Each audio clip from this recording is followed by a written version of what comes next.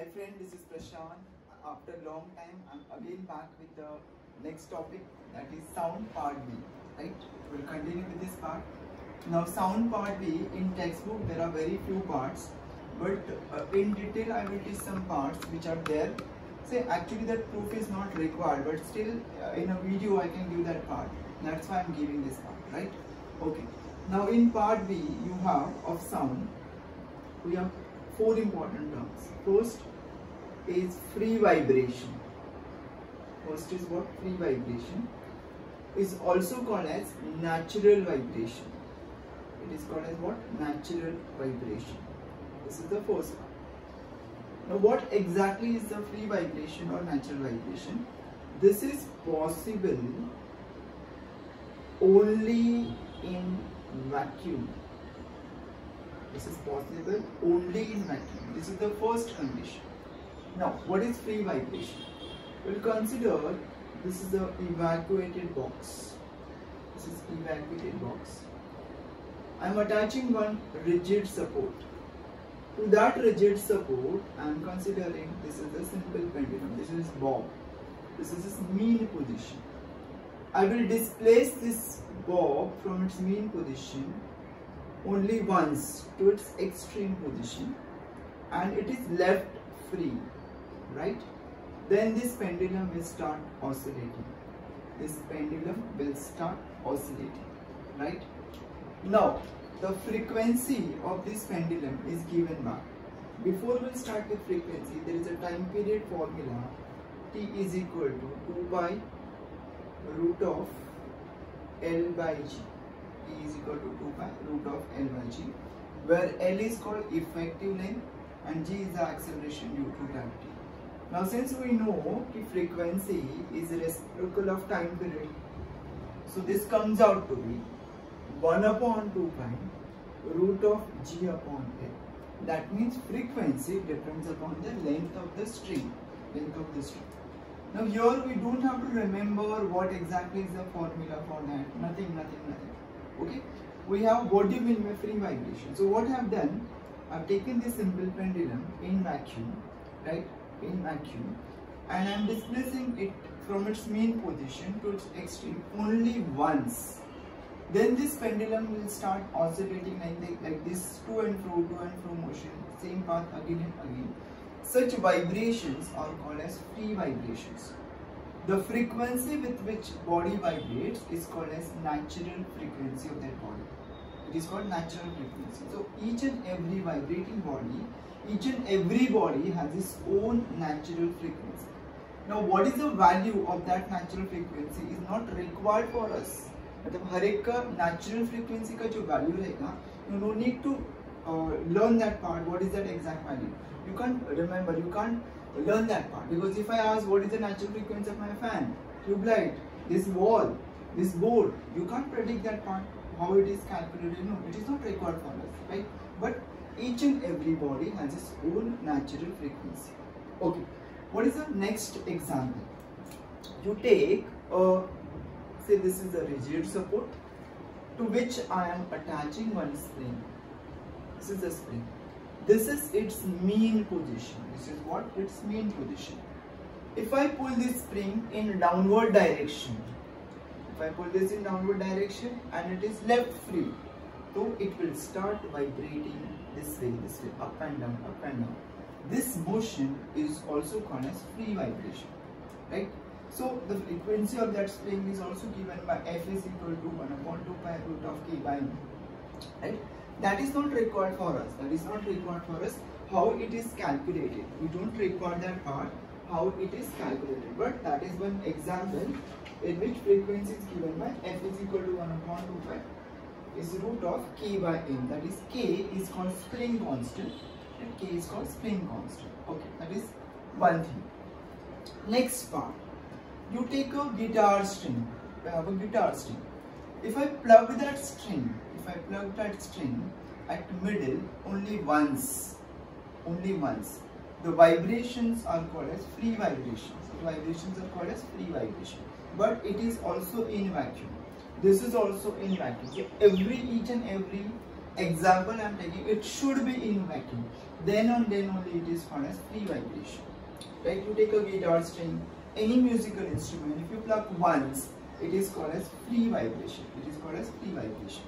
You take an example of tuning fork. So this is called as tuning fork. These are the prong. This is called stem. If I take this tuning fork, if I bang this on a rubber say duster, it will start vibrating. So this vibration in vacuum is also called as free vibration. Right? This is called as free vibration. There are various examples of free vibration. We will discuss the examples of free vibration in detail also, that is different modes of vibration in case of stress string, in case of open pipe, in case of closed pipe in detail after finishing this part. Right? Again we are coming with the example of that. This is called as free vibration. Now if I plot the graph of displacement time graph. So I am plotting a graph. Displacement is on y-axis, against time is on x-axis. The nature of graph will be like this. Nature of graph will be like this. Amplitude remains same throughout. This is called as amplitude, or this is called as amplitude. This amplitude remains same throughout. So such vibrations are called as free vibration. But these vibrations are possible only in vacuum. They are possible only in what? Vacuum. Right? We'll go with the next example of this afterwards. Okay.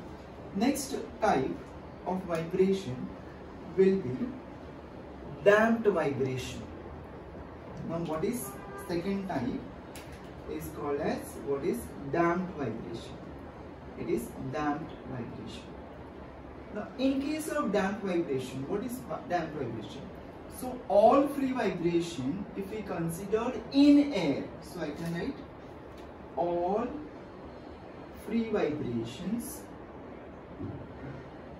in air, they are under damped vibration. They are under what? Damped vibration.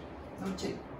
If I plot the graph of displacement time, I am plotting the graph of displacement time graph. So nature of graph will be like this. Nature of graph will be like this. Here amplitude decreases gradually and finally that body stops. So here this kind of graph will be there. This kind of graph will be there. From this we conclude that this is your 0, this is plus A, this is minus A. So here as the time increases, this is periodically decreasing and finally that body stops. Now what are the examples of damped vibration? Very frequently asked example. You take a slim branch of a tree. See, this is a slim branch of a tree. My hand, left hand side is my slim branch of a tree. If I pull it downward and if it is left free, it will start oscillating like this, like this, like this. After 5-6 oscillation, it will stop. Such vibrations are called as damped vibration. If you consider tuning fork, you take a simple pendulum in air. Initial few seconds it will start vibrating with a larger amplitude, but due to friction and air resistance, due to resistive force, this amplitude will decrease, and finally after long time it will decrease. So they all are under damped vibration, right? So here they can ask define damped vibration, and second the graph is important along with the examples, right? Check the next part. What is important term? What is called as forced vibration? It is called forced vibration. Now what is forced vibration? In forced vibration we have if an external periodic force is applied to a vibrating body. If an external periodic force is applied to a vibrating body, then it starts vibrating with a frequency other than its natural frequency. Other than its what? Natural frequency. Such vibrations are called as forced vibration. Such vibrations are called as forced vibration. Take an example. In case of free vibration, you are plucking a string once, but if I plug that string after equal interval of time, if I am plucking that string after equal interval of time, then that body will start vibrating with a frequency other than its natural frequency, Then such vibrations are called as forced vibration. It is called as what? Forced vibration. Right? I will write one more term over here. That is very important term called as resonance. The term is called resonance. Now what is resonance? So I can write resonance is a special case. It is a special case of forced vibration. Right? It is a special case of forced vibration in which frequency of external periodic force is equal to natural frequency of body. Right? In resonance, what is there? It is a special case of force vibration in which frequency of external periodic force, this term is important, frequency of external periodic force is equal to whom? Natural frequency of body. Then here in resonance, body vibrates with increased amplitude. Increased what? Amplitude.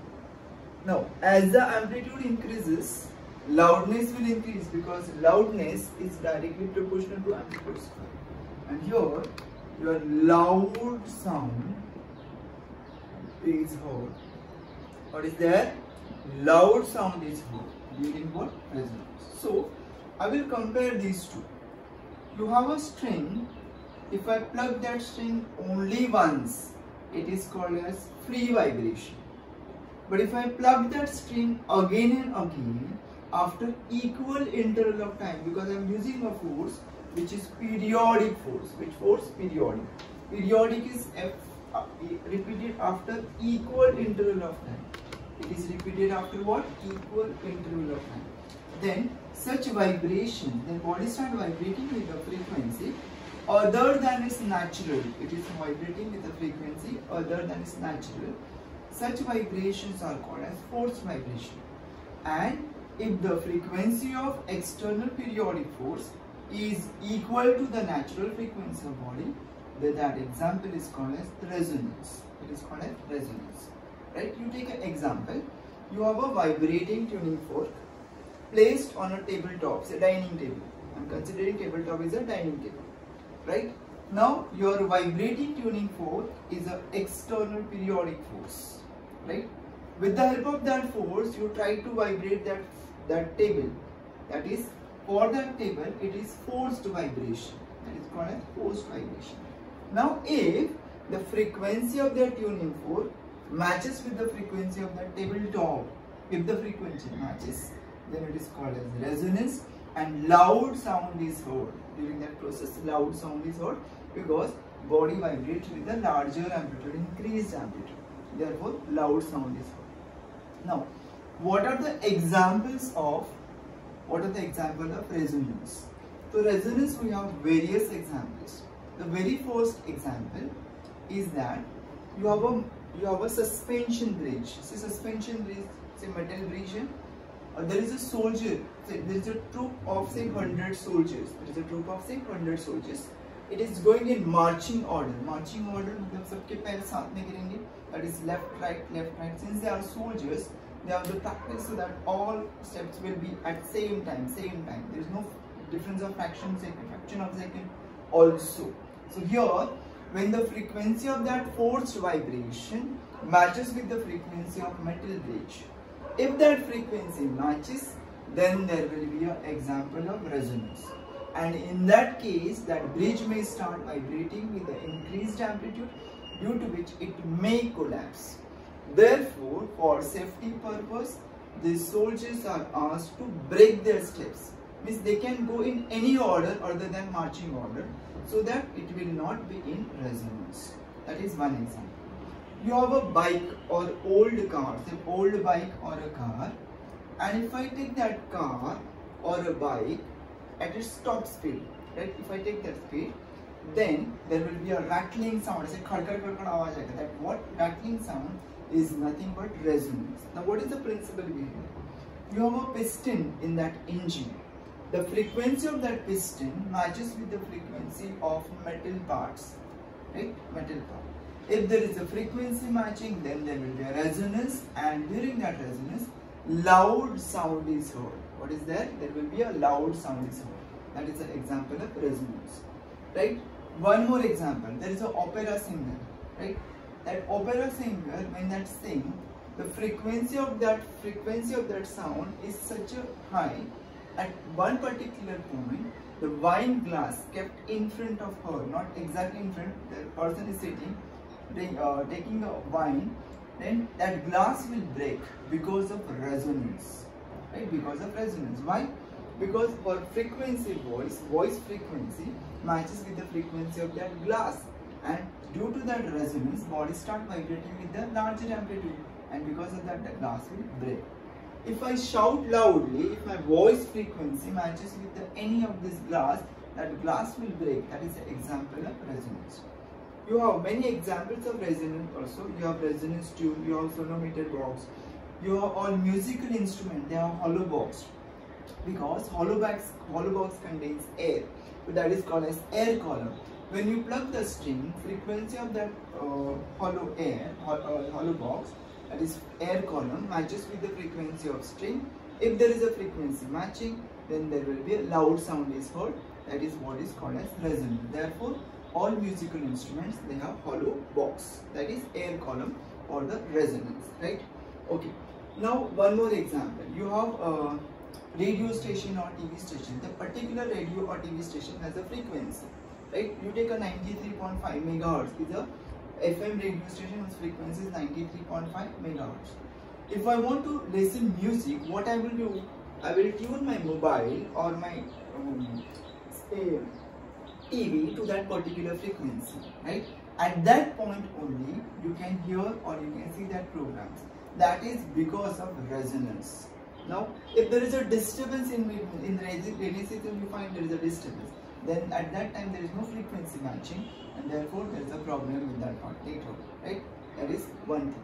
So there are various examples also in this part, and that will discuss step by step. Now we'll go with some important topic of part 1 only, right? That is free vibration. This is not there in your scope, still I am doing, because it is required for us for your future, say 11, 12 standard if you are going, then these parts are there, right? Check. I am writing here different modes of vibrations in case of first stretched string. It is stretched string. Different modes of vibration in case of what? Stretched string. Now here, this is a string stretched between two regions of it. Let the length of the string is L. Length of the string is what? L. If you plug this string at middle,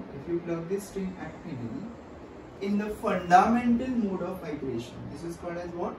This is called as fundamental. This is fundamental mode, or also called as principal mode of vibration, right? Principal mode of vibration. You will get one loop is formed. So I am plugging that string at middle. In the fundamental mode, this kind of structure will be obtained. Okay? This is called as fundamental mode of vibration. Now the point where amplitude is 0, this is the point N, it is called as N. And the point where amplitude is maximum is called A. What is N over here? It is a node. It is called as what node? Node is a point where your amplitude is 0. Amplitude is what? 0. That is called as node. And A is called as antinode, where it is a point where amplitude is what? Maximum. Amplitude is maximum, that is called as antinode, and the amplitude is minimum, that is called as node. Right? I will take some wave. This is one wave in which there are two loops. So this is your one wave. Okay? This is one crest and one trough. This entire part will form one wavelength. This entire part is called one wavelength. But if I divide this into two parts, so this part becomes lambda by 2. And if I still divide this part, so this part becomes lambda by 4. Further studies it is required. So right now, length of one loop is lambda by 2, right? Quarter loop, say half loop will be lambda by 4. So this is divided into 4 parts, lambda by 4, lambda by 4, lambda by 4 and lambda by 4, right? So I am just taking about this one loop. So length of one loop is what? Lambda by 2. First case it is lambda 1 by 2. It is lambda 1 by 2. Now, since I can write here, since L is equal to lambda 1 by 2, I can write lambda 1 is equal to 2L. Lambda 1 is equal to 2L. Now we have velocity of transverse wave is given by V is equal to root of T by M, where T is the tension and M is called mass per unit length. We have already done this in part 1. Right? This is sound part A. V is the velocity of transverse wave, T is the tension, and M is called mass per unit length. We have velocity, wave velocity is equal to frequency into wavelength. So first part I am writing as F1 lambda 1. So I can write here F1 is equal to V upon lambda 1. So I am just rearranging. Instead of lambda 1 I am writing it is 2L. Instead of V I am writing root of T by M. So we have F1 is equal to 1 upon 2L under root T by M. This is the frequency of fundamental mode of vibration. This is the frequency of what? Fundamental mode of vibration, in which there is a one loop. Right? Next part, same thing. In next part, what is required? If I consider, check this. I will go with the same string, right? The same string. Length of the string is same. Only I am plucking at L by 4, 1/4 part I am plucking. If I plug this string at 1/4, I will get two loops. How many loops I will get? Two loops. This is first loop, this is second loop. Now, length of this loop is L, which is equal to lambda 2. Length of this loop is L, which is lambda 2. So I am writing here, I can write here, this is your F2 is V upon lambda 2, which is V upon L, right? Instead of V, I am writing this is root of T by M. Now here, if I multiply by 2, and if I divide by 2, any problem with this? What I have done, I have just multiplied here by 2. This is, I am multiplying 2 by 2, and here I am dividing by 2. Any problem with this? So this is the same. So can I write this is equal to F2 is equal to 2F1. F2 is equal to what? 2F1. This is F2 is 2F1. Now check the next part. Next part, we have same string, but I am plucking at 1/6, L by 6. If I plug this string at 1/6, there will be how many loops? Yes, there will be 3 loops. This is first, second, and this is third. So number of loops will be more, amplitude will decrease. Here your length L is equal to, this is 1 lambda, this is half lambda, that is 3 by 2 lambda 3. It is 3 by 2 what? Lambda 3. So I can write here, since L is equal to 3 by 2 lambda 3. So I can write lambda 3 is 2L upon 3. Right? I am just substituting, therefore I am writing here F3 is V upon lambda 3. Fv will be as V 1 upon, this is 12 upon 3 root of T by n. I will take this 3 up. So you will get F3 is equal to 3. This is 1 upon 12 under root T by n. Right? This is nothing but your F1. So I can write here F3 is equal to what? 3F1. F3 is equal to what? 3F1. So from this we conclude that in case of straight string, right, your F1 is to F2 is to F3 and so on is 1 is to 2 is to 3 and so on. So this is the different modes of vibration in case of straight string. Now in your scope what we have? Only three diagrams. This is first, this is second, this is third, right? And that 3 diagram, only this final form is required.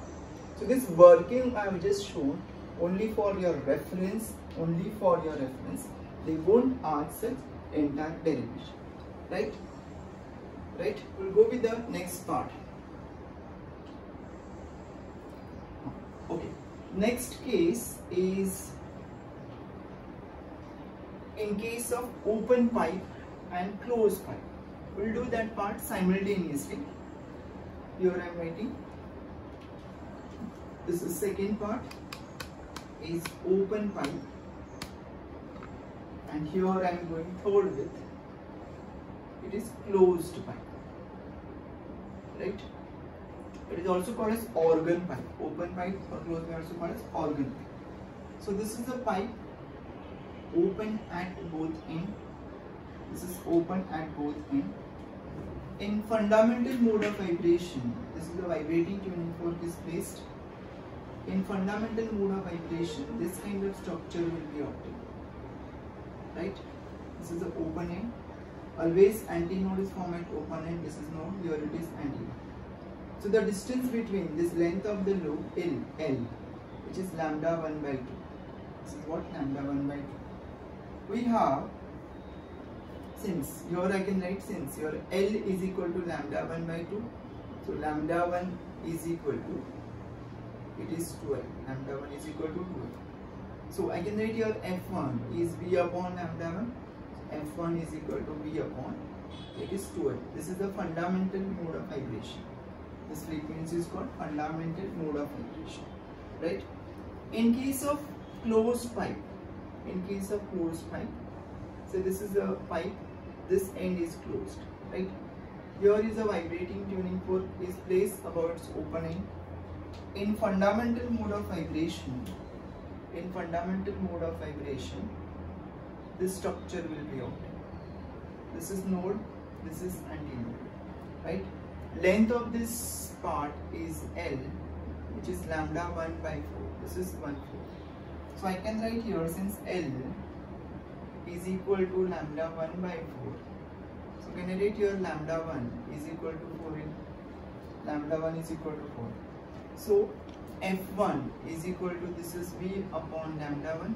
So F1 is equal to V upon 4A. Right?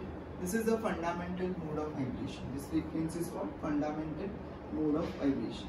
Now, if you go with the next part, here this your F2, that is not, I am not doing that part. F2 comes out to be, it is 2F1. It is what? 2F1. F3 comes out to be 3F1 and so on. So I can write here therefore F1 is to F2 is to F3 and so on is equal to, this is 1 is to 2 is to 3, right? All this part. This is important. Over here, if you go with the next part, F2 comes out to be 3F1, F3 comes out to be 5F1. So I can write here therefore F1 is to F2 is to F3 and so on is 1 is to 3 is to 5 and so on. So 1, 3, 5. These are different modes of vibrations, right?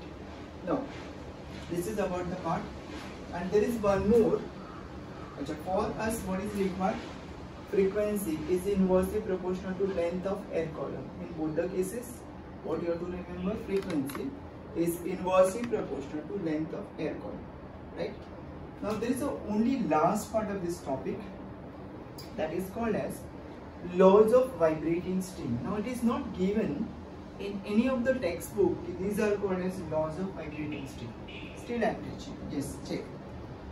You have, I will write the heading. It is laws of vibrating string.